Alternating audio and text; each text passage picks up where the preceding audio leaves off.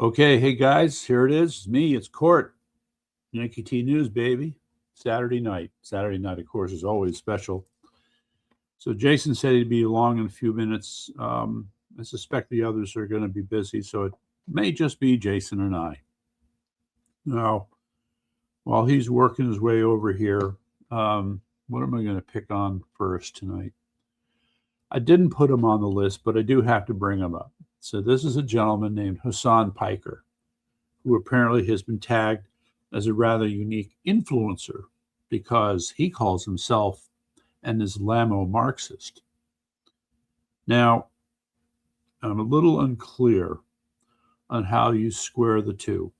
I have to do a little homework on that. But I'm pretty sure that Karl Marx did not have Islam in mind when he was putting together his ideology. And I'm pretty sure that Muhammad was not thinking in terms of atheistic ideas when he was putting his religion together. So it's a bit, be there in 5. Okay, we'll see. And I have to ask, what hole do these cretins crawl out of? I mean, in 1984, all right, George Orwell, people kind of take this as a compliment and an insult at the same time. And it's the simple idea that you're able to hold contradictory thoughts in your brain at one time. Now, it's one thing to recognize them as a contradiction, but it's another thing to walk around like there's no contradiction at all. And I'm afraid Mr. Piker would be in that category. I am going to be studying him, so we'll find out. But I find it hard to see how he's going to be squaring these two sets of ideas. I mean, the place where they might overlap is where they are really horrible ideas. The element of tyranny, disregard for individual rights, and the like. That we can recognize. So, yeah, I wanted to bring him up, and we'll be getting on that boy. Now, the first thing here for tonight, and I'm sure Jason's going to want to jump on this too when he gets here, is the flock cameras.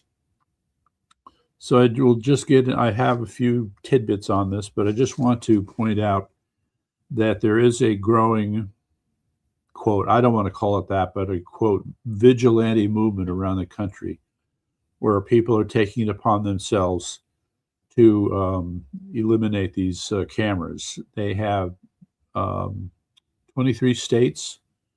So I guess it's been going on for a couple of weeks. And in this article, we're tracking this guy in Minnesota who's apparently destroyed dozens of these cameras. And the other part that I find interesting is when you think about it, there really are a variety of methods that you're not supposed to use if you are thinking of disabling these cameras. Of course, you're not supposed to be shining a green laser at the sensor in the camera because that green laser could destroy the sensor. Of course, you shouldn't be cutting them down. And of course, you shouldn't be doing anything to block the lens. That's right. So these vigilantes aren't listening, and I feel it my duty to report on how this movement seems to be growing. And I'm sure we'll get into more of that when Jason gets here. Of course, we have to keep talking about Iran. In the news, they have today was the first time that America has slowed down in its bombing runs or strikes. Then out comes another article saying, Pentagon is worrying about their munitions running low.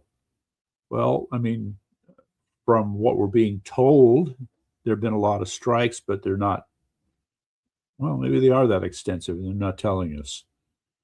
So here we go again. And at the same time, there's the worry about munitions and stop with the strikes. Now comes President Trump, well, not President Trump, but there's a suggestion of efforts to get the IRGC, the mullahs, back to the table. So this is confusing to me because President Trump has said some very nasty things about them, referring to them as scum, that they can't be trusted, that they're crazy. And his attitude seemed to be, I don't want to talk to him. But now there's the suggestion that there may be a willingness to talk. So I don't understand the game playing that goes on here. But what I do understand is the need for more involvement on the ground. So again, I don't know if you were around for the other pieces that we discussed, but there is the announcement by this was big in my judgment. We had Prince Pahlavi coming on and saying it was a call for a final uprising to the people of Iran. Prince, are they really ready for this? Yeah, so here he is. Okay, so let's get Jason in on this. Good evening, everybody. Yeah, so I'm on Facebook right now as well. Okay, call sign, bring it on. Here it is, CSNE, Common Sense News Entertainment. Welcome, everybody. Saturday night, July 25th, and I'm here once again with the impeccable Court Rotnowski from Yankee T News. Eventually, we're going to be our nightly newscasts, and here we are. So what are we talking about tonight? Well, I'm sorry, I get a bad grade. I know I got a bad grade, but tell me what we're talking about. Bad grade on what? Being on time? Videos. Wait, I'm sorry? I didn't watch the videos you sent me. Oh, that's right. No, not a bad grade, a failing grade. Oh, I've been working.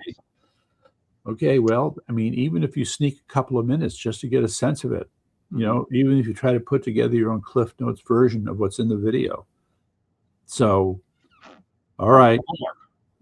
Well, it kind of is, but it shouldn't feel like it because I trust you have a native curiosity about the subject. I have a native curiosity about everything. Okay, so let's delve in then. Yeah, we're going to change. All right, so ladies and gentlemen, I must go down this path here for Jason's benefit and for everybody else. There's a great video. I should put up, all right, note to self, I'll put up the link with an article on yankeet.news, and you should definitely go check it out because this is an excellent 40-minute video that reviews the history of Iran since 1800, when it was called Persia, by the way. And it really does a great job. 1800 BC with Alexander the Great. Yeah, no, we're sticking with AD right now. Okay. Yeah. AD. I insist on AD. You got it? So so what you had was a monarchy of sorts at the time. You had it kind of changing hands. There was a little back and forth with the Ottoman Empire there. But more importantly was the struggle, believe it or not, that was going on between Russia in the north and Britain to the east.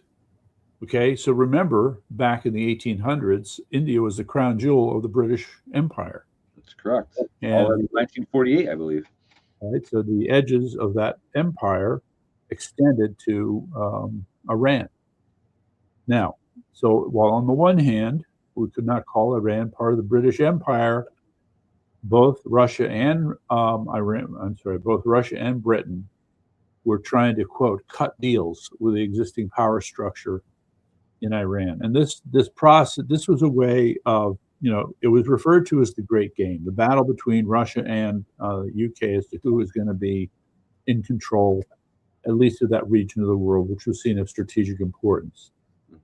Now, let's just say it was geographic importance until the early 1900s. And suddenly it became geopolitically significant because that's about the time when a company, I don't remember the original name, but it later became known as British Petroleum, were the ones who were given a license, if you will, by the king or Shah at the time to explore for oil. And around, they say it was around 1905, 1906, they did indeed find oil. They found a lot of oil. And it was one thing to have found this oil, but the whole thing became very, very serious for the British Empire because they, courtesy of Winston Churchill, by the way, made a critical decision to switch the fuel source for their naval ships from coal to oil. So suddenly that oil was of a national security significance. And for them, it was, you know, pull out all the stops in order to maintain control of that oil supply. Now, the problem here was that for the Iranian people, you had the powers of the day cutting these deals with these foreign countries. And the Iranian people were kind of getting screwed in the process.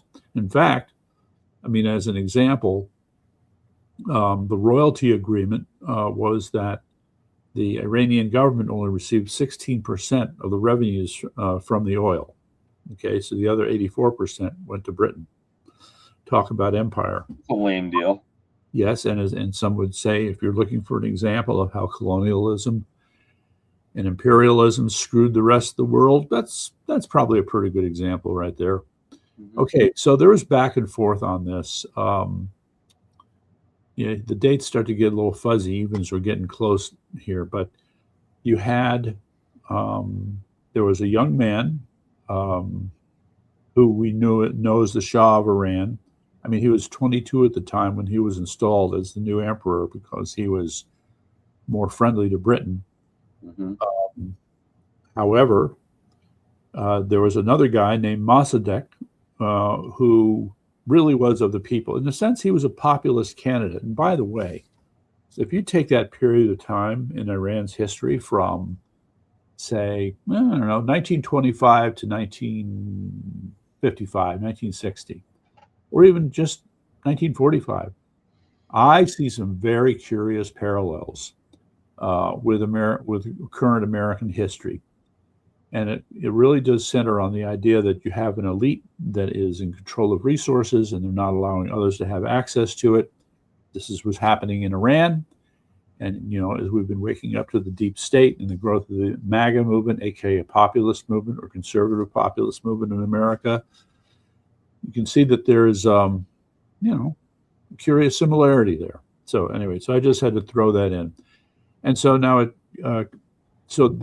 in this storyline, the part that I would want to really emphasize is that they actually had a constitution in the early 1900s. So in other words, they went from what was essentially a monarchy to a constitutional government, maybe a republic, I'm not sure.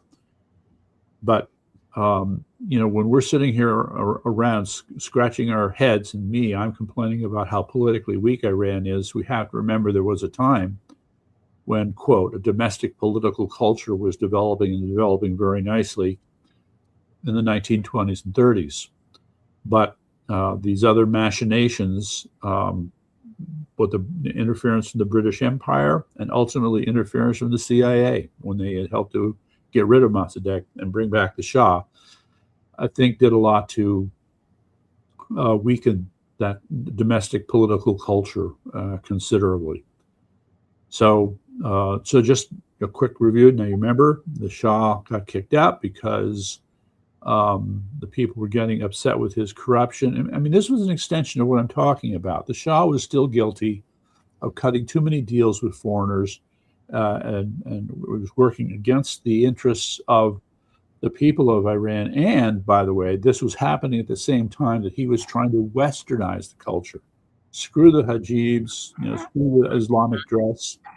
Let's start acting like the West. You can dance at night. You can smoke cigarettes. You can get drunk. All these good things that would drive devout Muslim nuts. Okay, so the combination of this debauched living with taking things away, making life otherwise miserable for Iranians, really set the stage for him being taken out. And he was. For the Islamic Revolution in Iran, 1979. Yeah. So, all right. So Shah out. What took over was certainly no better than what was deposed. I think the argument can be made that it really was, quote, worse. And the thing that also has to be kept in mind is that Khomeini, the one who came in and took over, even though this guy is supposed to be an Ayatollah, a devout religious figure, all right, a devout Shia Muslim, he'd been thinking a lot about the form of government that they would have. So what was curious, the things that we've learned today about how the IRGC is separate from the traditional Iranian army, the creation of the Quds Force and Basij, and the moral police and all this, these were products of Khomeini's thinking about government. So, you got to think about that for a minute. And okay, so that is what has been the reality in Iran since 1979. is a form of government created by Khomeini. Mhm. And I think it's and they also had two what we'll call religious councils, and they were used to, quote, filter out candidates who could not pass their religious tests. You know, some people complain, just saying. They say, oh, the far right, they want the Christians to take over America. Well, if you're looking for a model, there it is in Iran. Okay. Well, the Christians already run America, or at least they did. Well, you know, the thing is, it's funny that you can have the Christian values, Christian principles. All, you know, our laws are based on the Old Testament, for crying out loud. Yeah, you don't have to be a Christian to follow the Judeo-Christian values in court. Yeah, no, it's like, I mean, it's a little hard. Let me think. Thou shalt murder, not murder. You have to be a Christian to believe that? I don't think so. I don't think so. Thou shalt not bear false witness. I don't think you have to be a Christian for that one either. Mm-mm. Okay. Nonetheless, I think there's been an awakening, because what happened here is with the rise of the liberals and the progressives in this country, they've tried to create, what would I call it, a political cultural reality that dispenses with Christianity and Christian values, and believing that there are, shall we say, I'm going to say it, atheistic moral standards that could replace Christianity. Well, we're finding out that that ain't such a good idea after all. Of course, they're still clinging to it, and probably even more crazily than they have before. But to those of us who are a little bit more Christian in our orientation, yeah, I think we're going to have to fix this mess. So, you know, reintroducing prayer in the schools, school systems that are insisting that children study the Bible now, although I think Connecticut is putting up a little bit of a fuss. Well, listen, that's where I don't agree with making kids read the Bible in school. Well, I do. I mean, I don't agree with that. Because what? Because we're not going to make kids read the Quran in school. So why are we going to make them read the Bible in school? Well, we're already making them read the Quran. We can teach Judeo-Christian values without, you know. Okay. So, what was the mandate that was recently imposed? I'm not in favor of it. I just think that to me that comes as part of the separation of church and state. You know. Okay. What was the mandate that was just recently imposed by the state of Connecticut on the State Department of Education? What was that mandate? What was it? You tell me. That they must now create and provide Arab and Islamic studies to the public school system. I'm not in favor of that in any way, shape, or form. That's ridiculous. Well, too late. Okay. So what, are you ready to go out in the street with me and march and make a pain in the ass out of yourself? Yeah. I mean, my grandkids are going to be going to school in the state, it looks like. So. Okay. Well, there's going to have to be. We're going to have to redoctrinate them every day. All right. So, on the other hand, okay, I'm not sure that there's a lot to be said for trying to secularize public education. They've tried to deal with the fact that there are many different religions, many different holidays and rituals and beliefs, and they all kind of cross over each other, and they can certainly make a mess out of any attempt to have a regular public education. I get that, okay? Mm-hmm. The trade-off, though, is that when the kids go home, they're going home to parents who are probably practitioners of their religion. So there's this gap in my mind between what doesn't go on in the public schools and what goes on at home.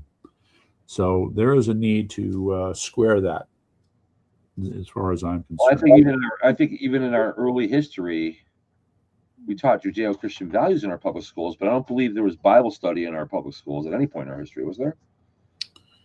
At our public schools. I think, let's start with the beginning of the country.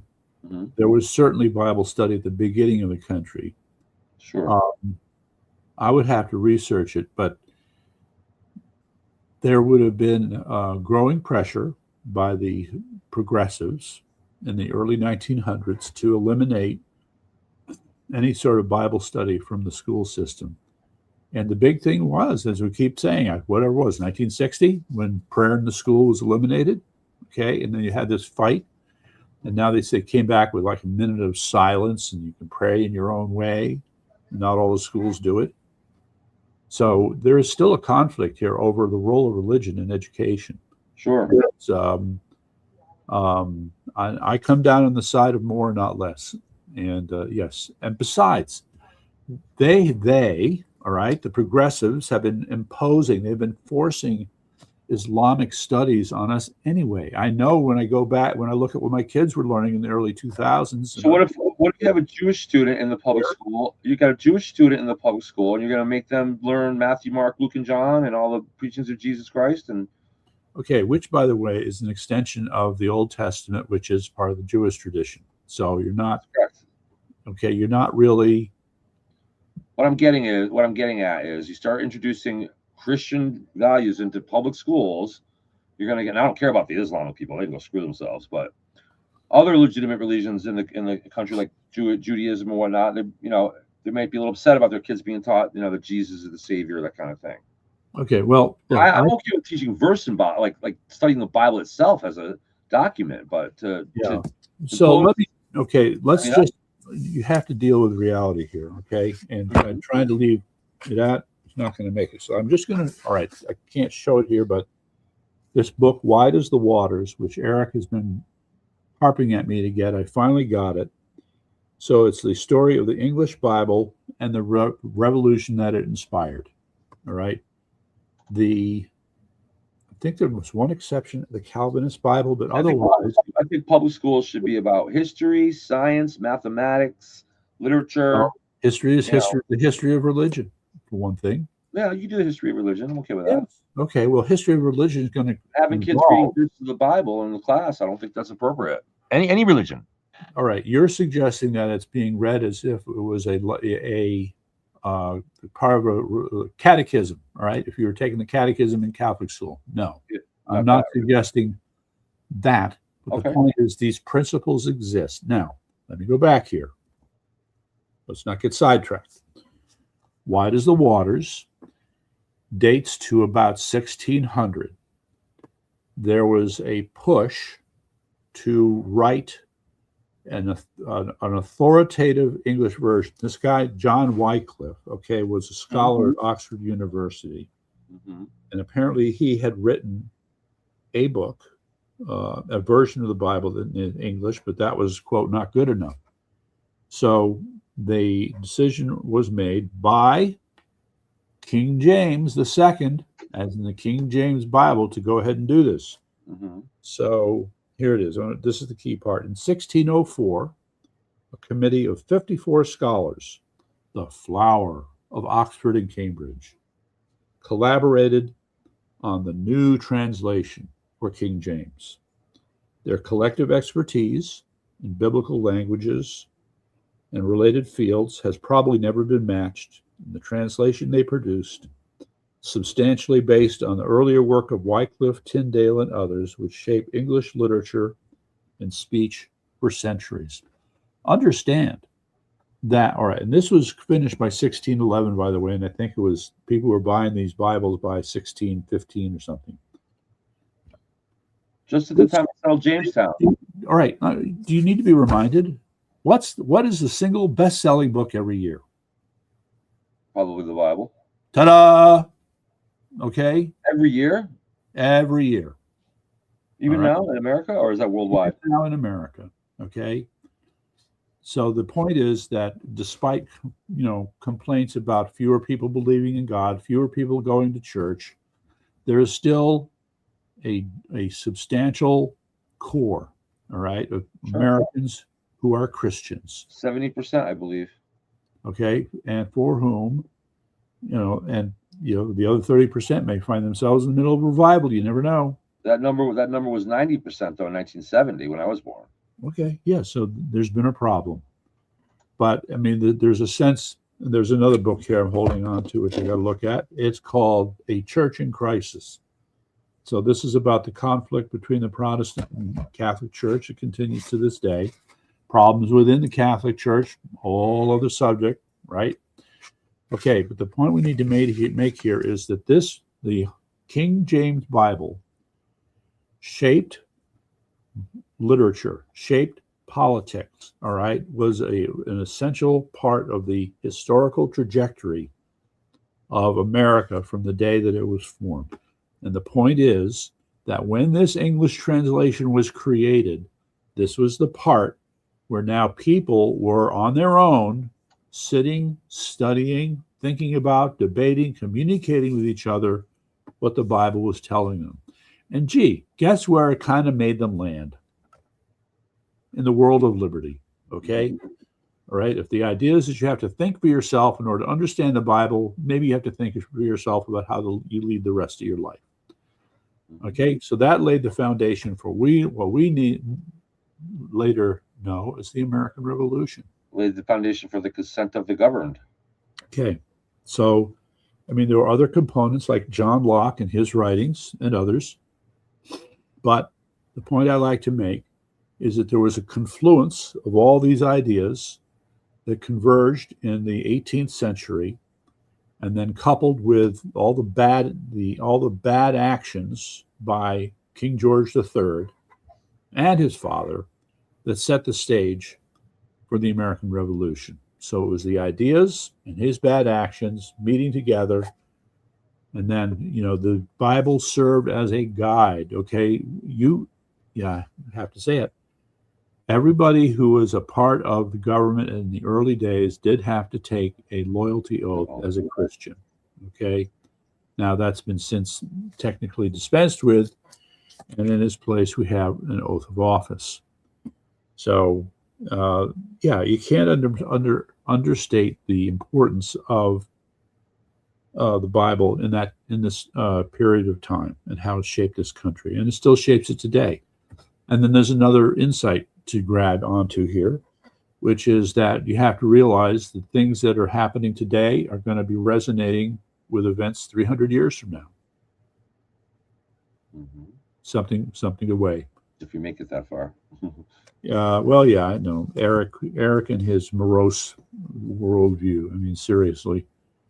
Eric is great, but he's got to stop the F-bombs on the show. Well, he didn't do any last night. Good. Okay.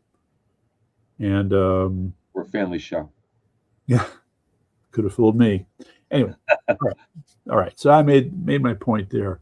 Now I didn't get to talk about JD Vance. So let's talk about JD. Yes. Okay. Let me open up with JD real quick. I met a guy who's got 1.8 million viewers on Facebook. Yeah, who's that? Long Island Audit. Long Island Audit? Yes, sir. He does First Amendment auditing, goes into public cameras. Yeah. And he has 8 million followers? No, 1.8 million. Oh, 1.8. Still a big number. Still a big number, yeah. Came to my house twice. Okay. We talked about a lot of different things, and he mentioned he's got an interesting political perspective. Yes, and that is. And we talked about JD Vance for a little while, which is why I'll just segue into what you want to say about JD Vance. Yeah. He claims that JD Vance was originally anti-Trump. That's correct. And so he's skeptical on that front. And his position is strange because I was warned that he's a left-winger. And this is where some problems are beginning to crop up. Yes. We got to talking, and I realized he has skepticism about. He's actually a moderate Democrat. I consider there's not many of them left, but he's in favor of what ICE is doing. But he's very critical of these incidents where people are getting killed, and these certain things that are pointed out. He seems to be falling. I consider it a trick that the left wing uses. They'll point out one incident that happened in a chaotic situation, and they'll try to demonize the entire organization over it. So he seems to be falling for that, But otherwise, he says he's in favor of what ICE is doing in general. So that's something we hear from the left wing very much. But JD Vance apparently was very anti-Trump initially, and I did not know that. So all right, so that's a thought to hold on to. There are 3 others I need to introduce about him. The first, or before I do that, let's just quickly review the arc of his life so far. He had a very rough upbringing. He had an addicted mother. He lived in Appalachia, in a dysfunctional family, in a dysfunctional culture. And somehow, in spite of that, he managed to get to Yale, go to law school. And upon graduating from law school, I think it was that point he met some folks from Silicon Valley. So he became involved in some venture capital stuff, as well as practicing law. And then from there, he decided to become the senator from the state of Ohio. So he was that for a time. And then shortly after that, there you go. Got tagged to be vice president. And so there we sit.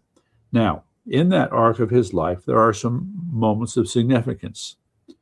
One of which is that some people claim, so this is one of the points I want to make, Peter Thiel was instrumental in elevating J.D. Vance. So why do we care about Peter Thiel? Well, Peter Thiel's a part of the Silicon Valley crowd, gay, has a couple of kids. Gee, we don't know where he got them. All right. That's when I hear someone say to me, well, he's not gay, he's married. I'm like, okay, what does that mean? Yeah, right. No, that's stupid. That does not eliminate the equation. Okay, so Peter Thiel is an unabashed globalist. Okay, so he's not a MAGA person, he's not populist. He is a globalist. See, I'm MAGA and globalist, but go ahead. Yeah, right. That makes a lot of sense. Well, I'll explain it after. Yeah, all right. So he has... the whole world should be MAGA. Okay, so the argument is that he is beholden to Peter Thiel because of all the ways in which Peter Thiel helped him out. All right, so let's hold that thought. Next is Tucker Carlson. So Tucker Carlson spent a lot of time promoting J.D. Vance. And so they are considered very close friends. Mm-hmm. I would not think of Tucker Carlson as a friend of Trump. So here we have one of Donald Trump's chosen ones for the presidency having a close relationship with somebody who's extremely critical of Trump. He's extremely critical of Trump on a more of an even keeled basis, though, than like someone like Chris Murphy or something like that. I was just calling him Hitler. Okay. I mean, there's plenty of things I can criticize President Trump about as well. So is that the standpoint we're coming from here, or is it? Well, I would say the argument is that Tucker Carlson has been a little stubborn, perhaps. And, the relationship with Trump has gotten so bad that they just mutually said they don't like each other and don't want to have anything to do with each other until something changes. Mm-hmm. Remember how he had a falling out with Elon Musk? And that changed. And came back, yes. So, yes, but this is what we're looking at. So these are two people who, in my mind, do not represent what is important to me, which is the MAGA perspective or the populist perspective.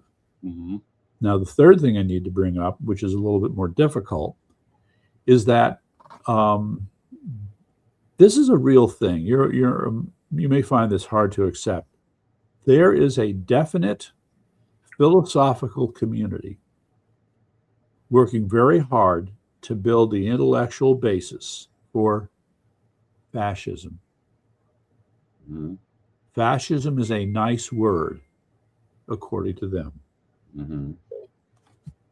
So supposedly one of these leading thinkers for fascism is also a friend of J.D. Vance. So if I was J.D. Vance, I wouldn't want to have anything to do with such a person. Mm-hmm. So on the other hand, you can say, well, sure, you should be willing to listen to people who don't share your point of view.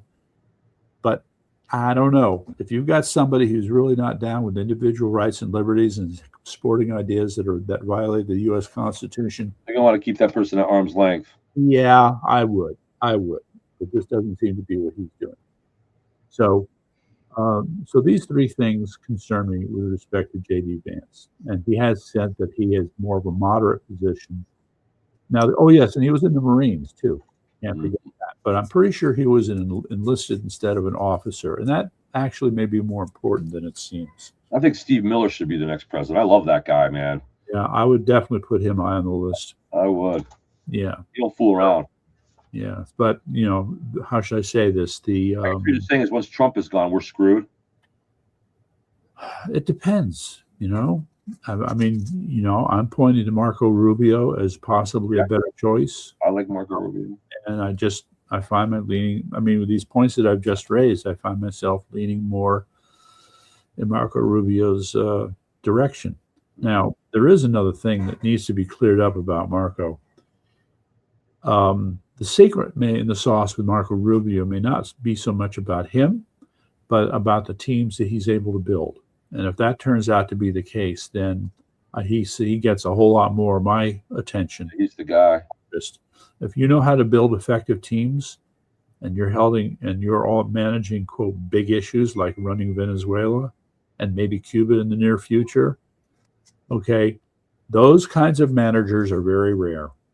Just saying. Okay. Yeah.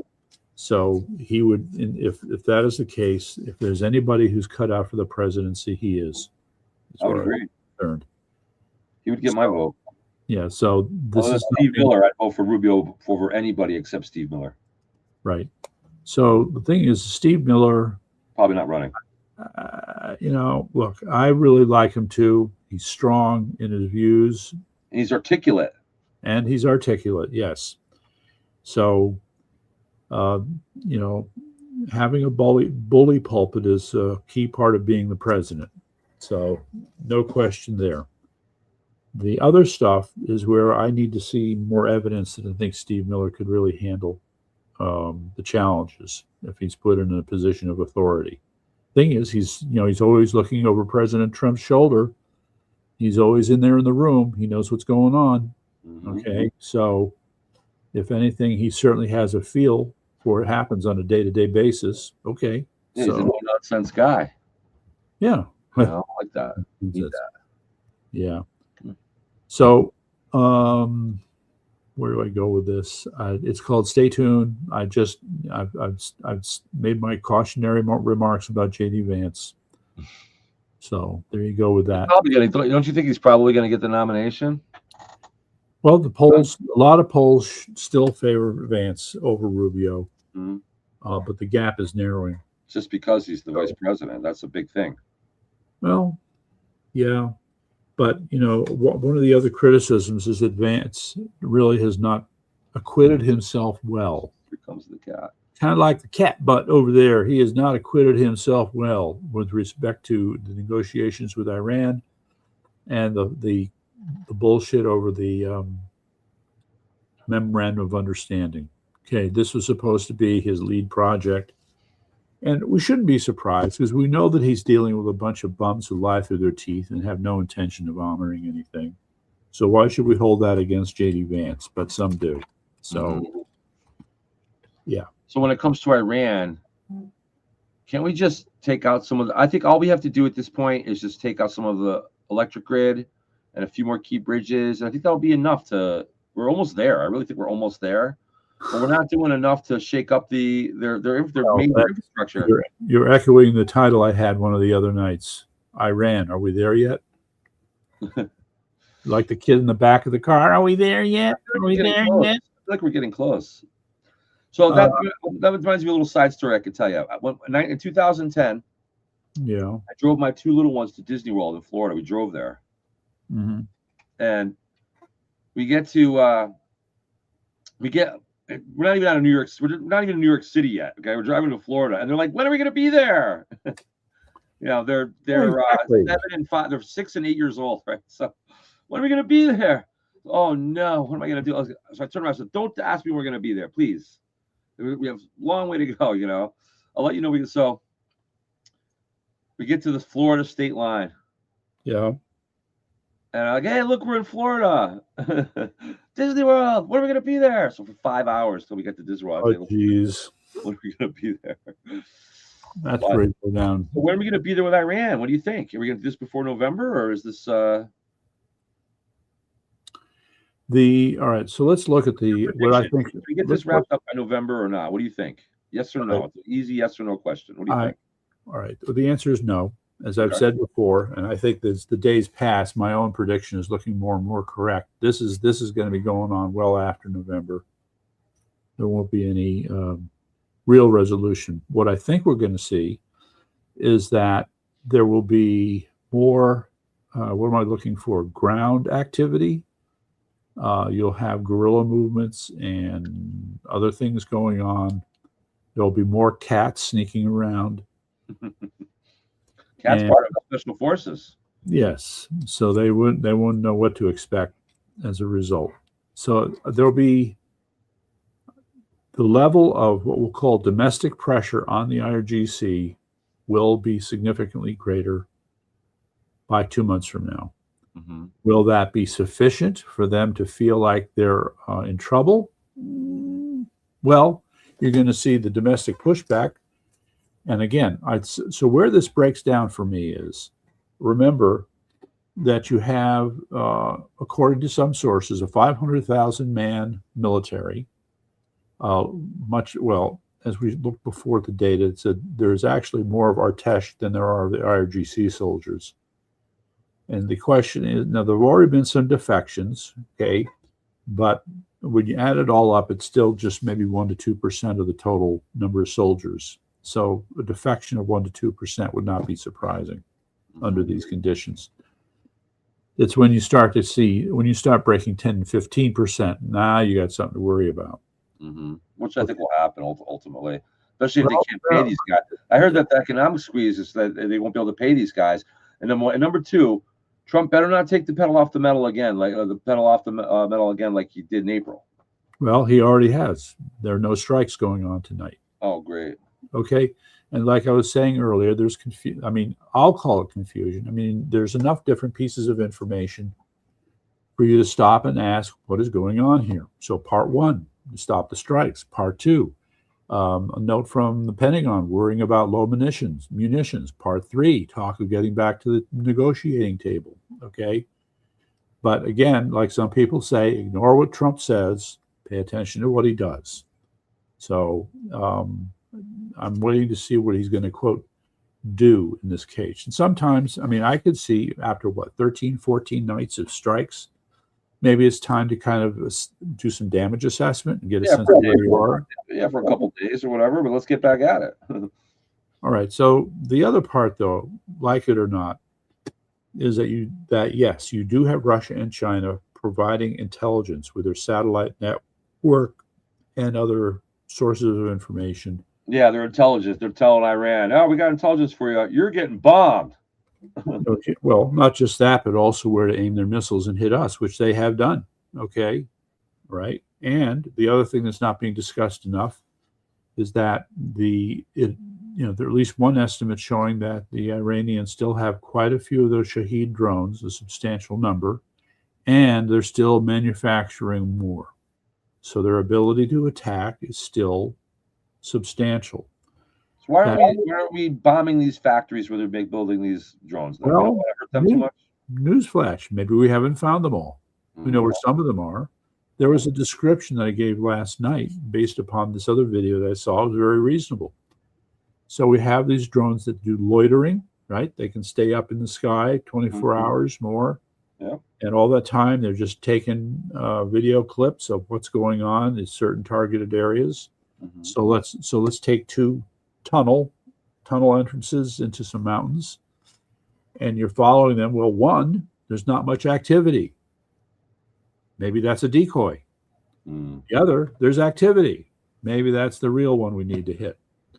All right. So they can collect information like that to tell them what to do. But you're still stuck with not having enough information as to what's inside the tunnel, what their capabilities are, what activities are inside that tunnel.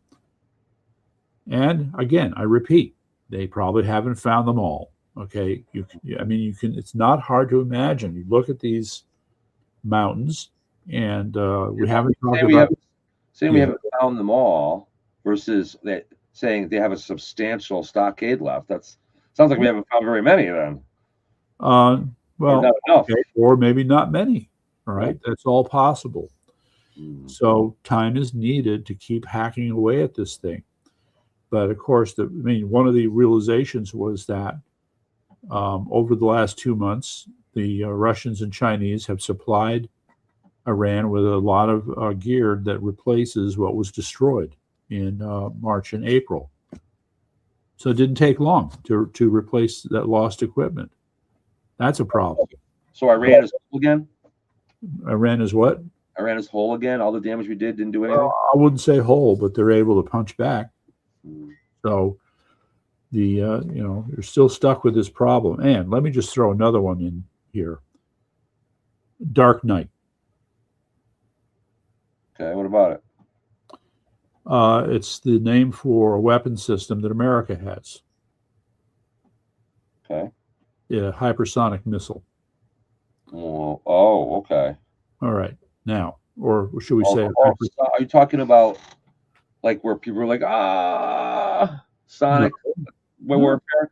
You know, no, hypersonic. For one thing, if it's hypersonic, it'll hit before you hear the sound. Okay. Right. I mean, it's so far ahead of where it broke the sound barrier. Forget it. So, in round numbers, hypersonic missiles, I think it's once you get, I believe, above Mach 5, that you're sort of in the hypersonic zone. So the Russians have a hypersonic missile, and what is not discussed is that there was a hypersonic ballistic missile fired at Ukraine several months ago. And so what did we learn from the impact of this hypersonic missile? Mind you, that it's not a nuclear weapon. Okay. But in some ways, it causes much more devastating damage than a nuclear weapon. Why? Because of the sheer speed it's traveling when it hits? Yes. F equals ma. Force equals mass times acceleration. Mm-hmm. Okay, so if you accelerate some mass, the force that it will have when it hits is going to be substantial. And I'm going to go out on a limb and say also the shape of the mass when it hits is a factor. Now, apparently it has to be a dense material, not confirmed, but supposedly they use titanium because you need something that can withstand the heat generated by the high speeds above Mach 5. Still, the best way to describe it is it's like this force creates like a tsunami in the soil. And the force that generates this tsunami in the soil vaporizes everything. There's nothing left. Okay. Well, we should demonstrate one of those. Right. So it's something to consider. And I find it curious because here you had this other video that was talking about using a tactical nuclear weapon on Pickaxe Mountain. Mm-hmm. Yet here's this other discussion, and I had to learn this from Jim Rickards, who was on the Steve Bannon show. All right. But I didn't hear it being discussed anywhere else. So I'm just, how much of this is with things people don't want to talk about, but somebody can't keep his mouth shut?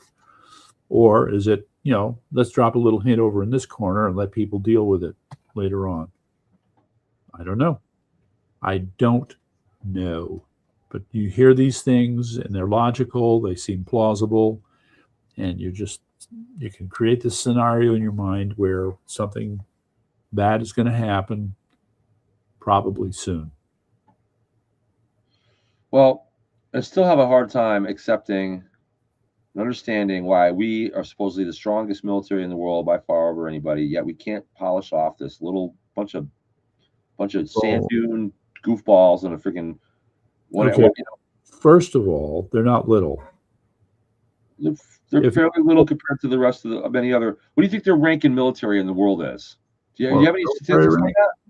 Yeah, well, I mean, we would be number one, then probably China would be number two, maybe. And then where would Iran rank?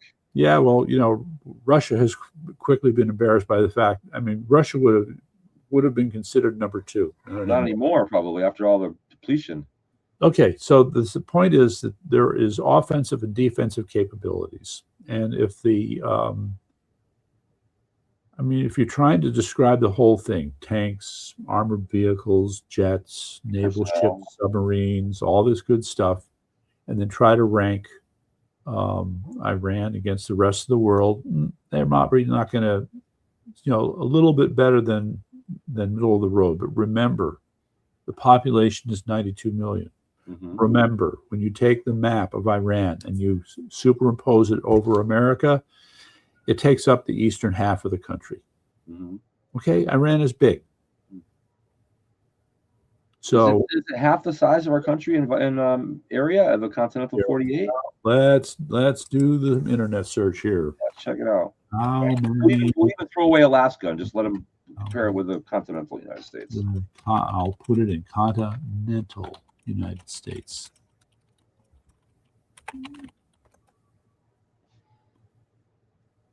Okay. Continental United States is 3.12 million square miles. Okay, 3.1. That excludes Alaska and Hawaii. Okay. Now, what? Write that down. 3.1. How many? All right, so let's do it right. How many square shave, man, miles is Iran? 636,000 square miles. All right, so that's close to 1/4 or 1/5 even of the size of the continental United States. Okay, well, go for it. Okay. That's still going to be the eastern seaboard. That's still going to be Maine to Florida and probably out to the Appalachian Mountains, maybe? Yeah. Yeah, okay. All right, it's not small. It's not small. Okay. And don't forget the Zagros Mountains. Mm-hmm. All right, so these are all factors that you got to deal with in from a military perspective. It gives them a lot of room to run and hide and pull things, all right? And we're already led to believe that they've already hidden in various mountains, you know. We already blew up their parliament building, so whatever legislature they have left has got to be meeting in some secret, you know, protected location. Mm-hmm. Okay, so yes, and let's face it, their legislature is just a what? Meaningless, right? Still, well, meaningless to who? I mean, what kind of power does the legislature have over governing Iran? I mean, come on, it's a. On the other hand, do you really think that a bunch of third-rate mullahs, now we're down to the third-rate mullahs, mm-hmm. are going to be able to determine laws for the rest of the country? Probably not. No, they don't sit around and write laws. That's what people in Parliament are supposed to do. Whether they do it or not is a whole other question. Right. I think there's a lot. I don't think there's too much voting going on in the Iran Parliament, or not any meaningful voting anyway. Okay, so all of this said, there's still a government in place, and they are, you know, renewed suggestions that the tensions between the quote appeasers who want to cut a deal with America and the hardliners is getting worse, but not so bad that it's, you know, that they break out into some kind of open conflict with each other. They just fight with each other. They disagree, but they know that they have to still, that's right, fight the great Satan. You mean they're having a debate in Iran? Yes, they are. Wow. Right. No, you know, this is the funny thing. What you forget is that when you're in an authoritarian government, there are still differences of opinion. The point is that those opinions become restricted to a small circle. Right. And anybody outside of that circle gets in trouble. There was the old saying with Fidel Castro. It's kind of like Game of Thrones. That, you know, it was okay for a Cuban to identify a problem in Cuban society, but woe to the one who discovered it before Fidel did. Right. Right. Okay. That I think that kind of summarizes the spirit of the problem. Mm-hmm. Right. The toxicity of authoritarianism.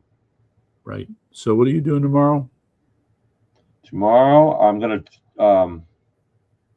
well, I got work to do a little bit, but other than that, I'm going to try to recuperate from this. It's been a crazy week. I've been absolutely slammed with work. I mean, just blown away with it. Now, is this new clients and new stuff? Some of it, yeah. Okay. Mm-hmm. So that's good. And I had 2 simultaneous criminal cases come up at once. So, all right. I did some investigating. I can't say too much, but I'm investigating some schools right now. Oh, that thing that we've talked about, that's still going on. That's still going on. Went on today. All right. Okay. So, you know, it's just trying to keep up a good fight. You know, one thing I'll say is that some pretty important people. I'm hearing some things that there's some pretty important people that are interested in this show and on the show with Selena too. Right. A guy named Steve Stern, who's associated with Steve Bannon, is going to have Selena on as a guest on his podcast on Tuesday. Okay, well, I mean, that's good, but I just want to add, by the way, that other people from Connecticut have been on Steve Bannon's show. Oh, I know. We're being featured as our podcast in the afternoon is being featured as the local podcast of the month. Okay, cool. So that's pretty cool. And we have he's going to give us a list of his guests, and he's going to recommend it. And I think we should start getting guests on here too. Well, I'm pretty sure I can get Fazio on this show.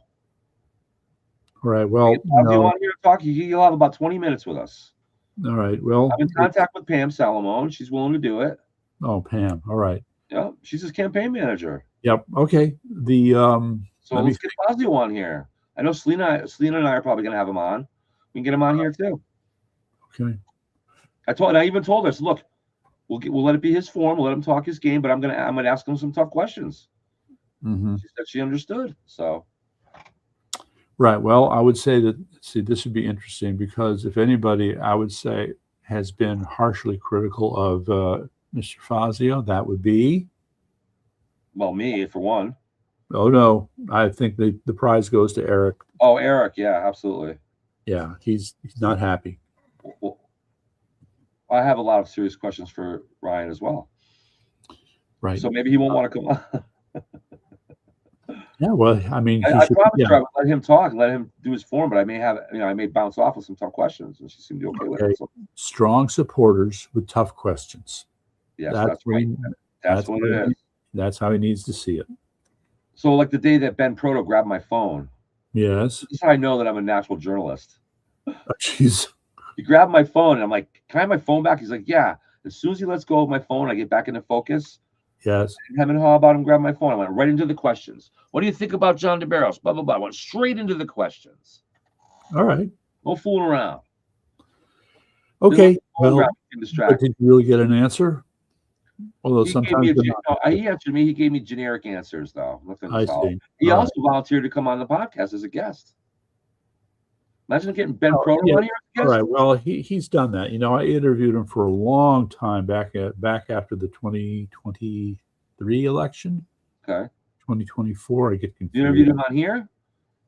We could get him on here, but no. This was Yankee T News. Okay. Yeah. And so the problem. I'm trying to remember. This was before the municipal elections, so I think it was 24. Okay. Because the municipal elections were in 25, right? That's when we lost all those seats. God. You had him on here and you asked some tough questions? No, not here. Well, on the news. Yeah. You asked some tough questions? How do you handle it? Well, Jackie Homan gave me some, the biggest tough question at the time was the fact that he had made the statement he would never want to have breakfast with Trump. Oh, yeah. I was hearing about that. Okay. So he definitely comes across as an anti-Trump person. So yes, I asked him those questions, and yes, he roundly denied it. Mm-hmm. Okay, so he was treating that an interview as an attempt to get himself excused from his past bad behavior. Mm-hmm. Yeah. Anyway, so the two other things quickly. Although I don't know, DJ Ricky. Yeah. Waited. So the thing is, he's just finishing up a show and he's packing up, but it takes him a long time to pack up. So I don't know. You're probably going to go to bed soon. I'm going to be taking off in a minute. You got anything else on your mind? Oh, tons. So I'm sure I'll do. All right. Okay, let's deal with. I believe it's called Section 219. Okay. Are you familiar with Section 219? Section 219 in the NDAA. The National Defense Authorization Act. Okay. This is the section that calls for the integration of Israeli military forces with American military forces. Wrong. I'm not in favor of that. Okay, but newsflash, our Congress just passed a bill that calls for that. Okay. So now it's going to land this year, you mean? Sorry? How recently did they pass this bill? Like yesterday. Oh, wow. Okay. Okay. And yes, there's been a hue and cry raised over this. But here's the problem. Trivia question. When does Congress normally go on its summer vacation?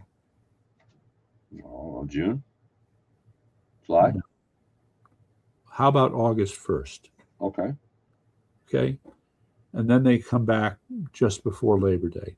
Mm-hmm. Did they adjourn on July 4th? On August 1st this year? No, they did not. It's not August 1st yet. They adjourned on July 24th. Oh. Okay. Call it a week ahead. But this is our cowardly Congress. That's exactly who they are. Thank you, Mike Johnson. Corrupted Congress. Disappointment. They're corrupted Congress. No, and Representative Luna has every reason to go after you. So the problem is they're not going to be back until September 14th. So there goes the Save America. There goes the Save America Act. Not necessarily. I mean, they've already passed that, and that's also in the lap of the Senate. The Senate is also adjourned. The Senate has adjourned. We know what Thune is going to try. And by the way, the Save America Act is really what needs to be done, but that's not the only ace up President Trump's sleeve as far as this stuff is concerned. Okay. Remember now that the DNI came out with these documents, and he had this big speech talking about evidence of the Chinese involvement in our elections. And you have the liberals, of course, defending China and saying President Trump is delusional and the information is a lie, blah, blah, blah. We'll see. We'll see. I trust Trump over the chinks, that's for sure. Well, and the Democrats for that matter. And the Democrats. These people just blow my mind in terms of their refusal to face facts. Well, it's not. It's see, that's that. I think that's right there. What you just said is part of the problem where we're going wrong. We're not fighting these people back effectively. They're just not understanding the facts. No, they understand the facts very well, and they're purposely distorting them. They're purposely obfuscating these facts. You know, like Mondami talks about how rape statistics are going up in New York, and how he's obfuscating it, and they're saying, oh, he just doesn't understand. No. He understands. He wants the rapes. He wants to see the woman raped. He actually wants that. Mm-hmm. Being a good Muslim that he is. Yes. That's what's preventing us from really fighting back. We think, oh, they just don't understand. Oh, they just don't get the facts. What are you talking about? What's preventing us from fighting back? We don't get we're not, most of us, not all of us. What? Most of us just think these liberals just don't understand. And we could just explain it to them. They could just get through to them. They don't get it. Mm-hmm. They don't realize that they do get it, and they want you dead. They want you as a slave. Okay? They know, like, Mondami doesn't understand. Rape's going up in New York, bub. He just doesn't get it. No, he gets it. He wants the rape. And when people understood that, they might be a little more motivated to go out and fight it. But instead, we have too many people like Laura Ingraham every night on Fox News. They just don't get the strategy yet. They just can't know how to win these votes, as if they're sitting around in a little committee going, "Oh, how can we win and it's like traditional." People just don't want to face the fact that we're headed for a freaking civil war. They want this political normalcy to continue, and I get that because nobody wants to have a fight. But it's like, oh, the Democrats don't have their campaign strategies down yet. No, they want to destroy the whole system. All right. So this is your message, Mr. Douglas. Is it not? Yeah, wake up. All right. Evil. How many people need to get your message? What's that? How many people need to get your message? All 3 million of them in Connecticut. Okay.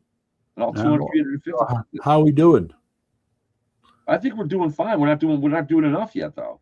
Yeah, so I would say we're doing shitty. I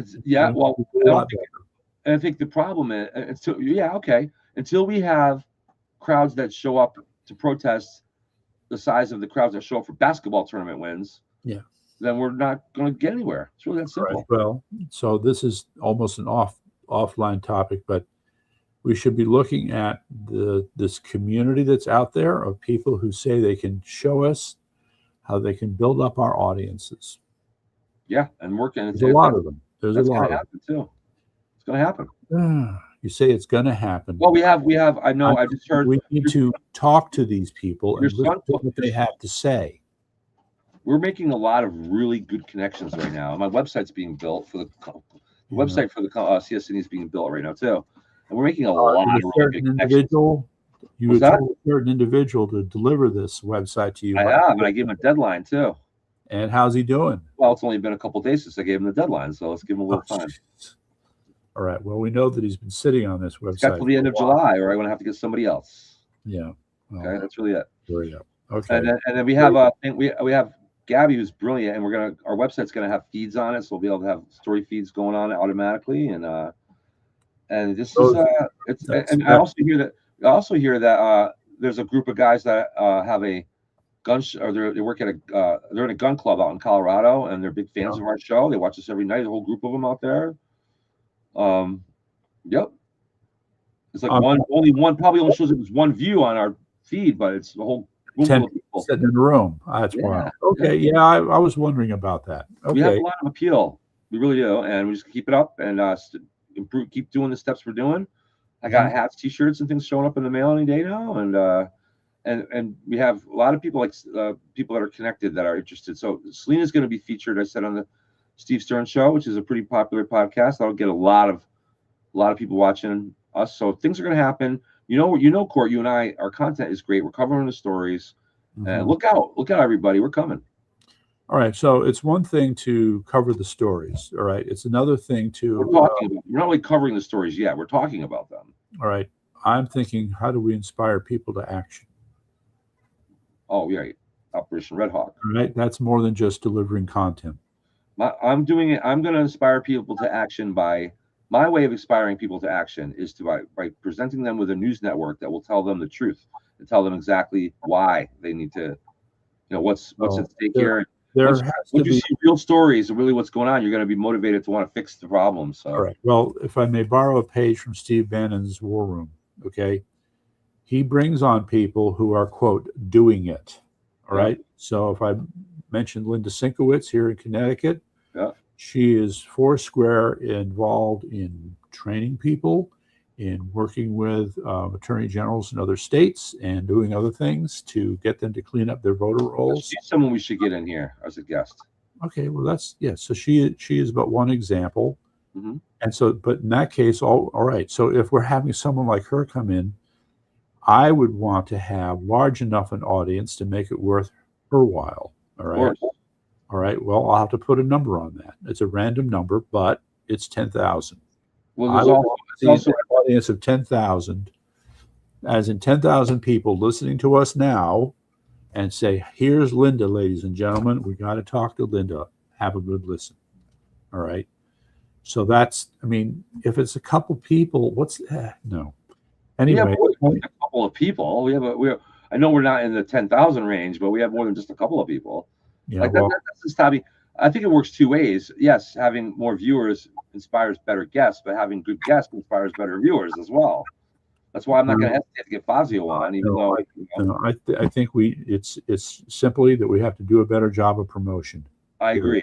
I agree there 150%. Okay.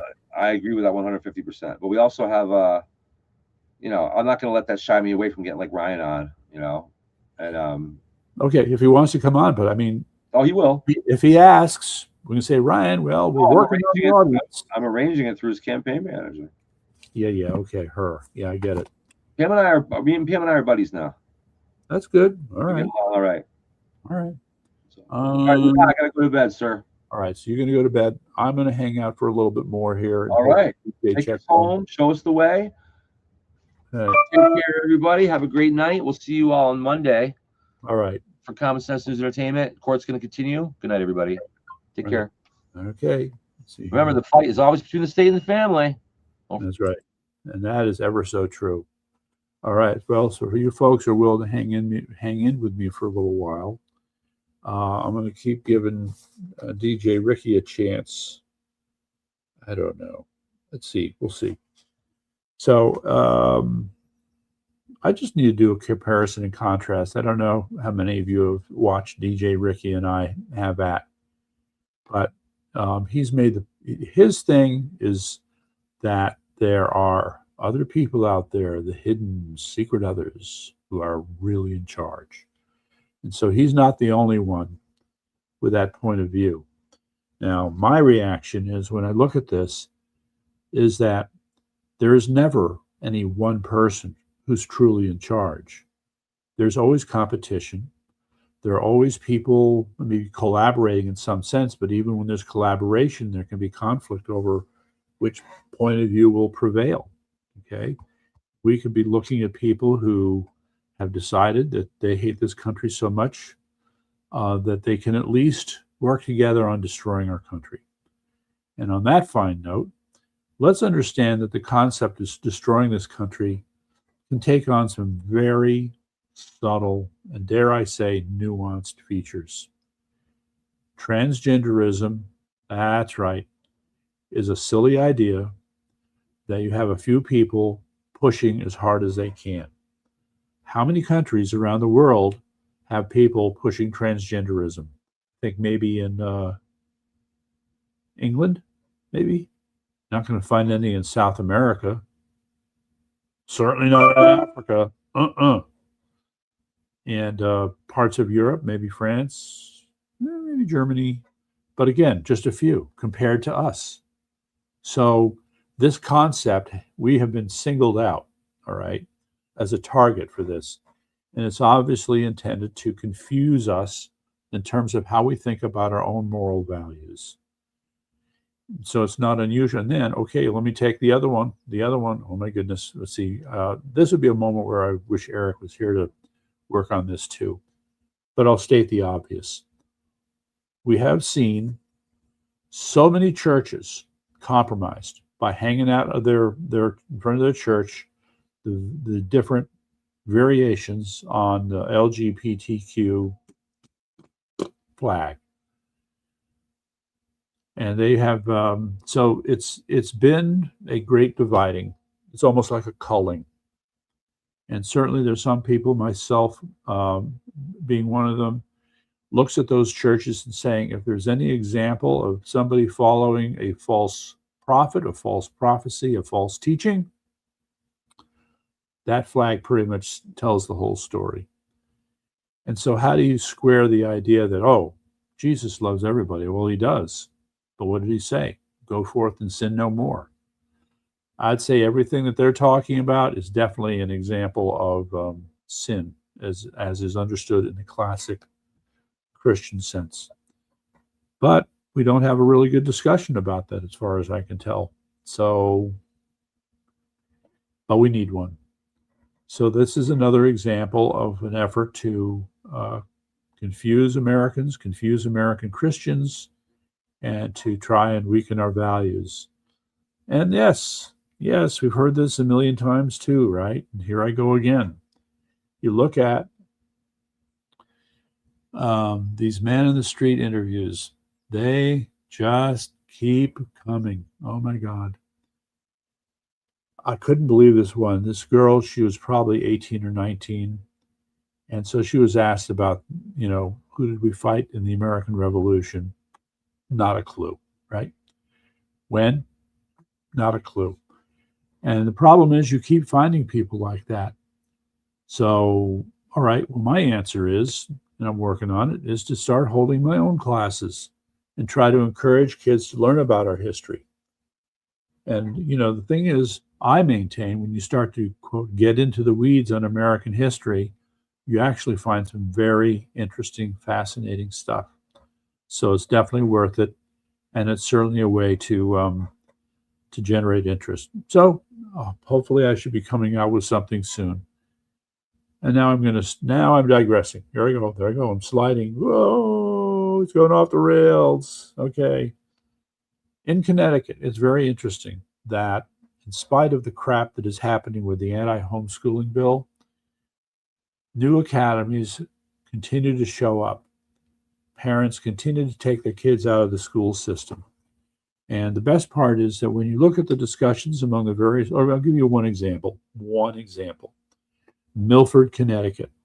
Board of Education there, and looking at their budget, have had to face up to the fact that they've lost so many students, and Milford's a nice town, by the way, that they are contemplating closing not one, but two of their schools.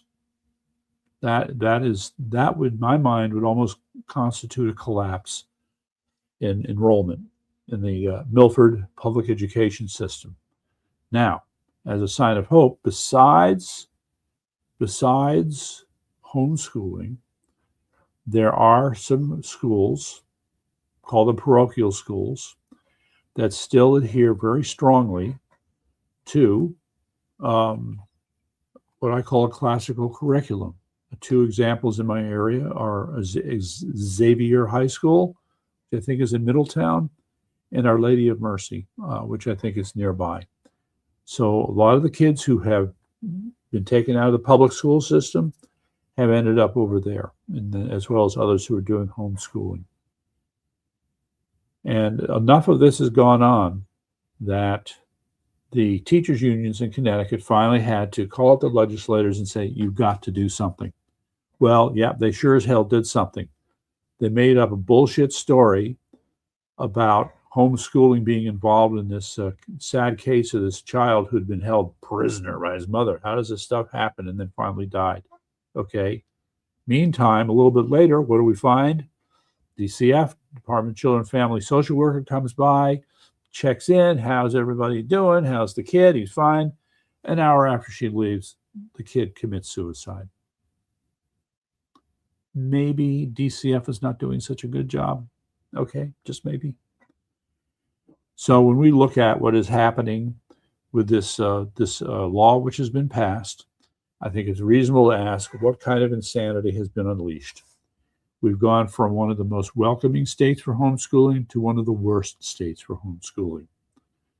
And as a tidbit, I certainly hope that, or at least I've heard, that the premier force, so there's the Homeschooling Legal Defense Association, HSLDA, which is allied with the Connecticut Homeschooling Network, is asking the Department of Education to look into whether or not there are unconstitutional actions contained in this bill, this law, that is trying to, quote, regulate homeschooling through background checks. I have a lot of questions, and I'm going to be working on this myself for a while. and I didn't get a chance to ask Jason about this. This is his wheelhouse. Yeah, this is awful. Anyway, I'm going to have to, I don't think DJ Ricky's going to make it, guys. So we're going to pick this up again Tuesday, and look for my podcast on Monday when I do a roundup of the news of the week. And we will take it from there. So thanks for hanging out. Thanks for listening.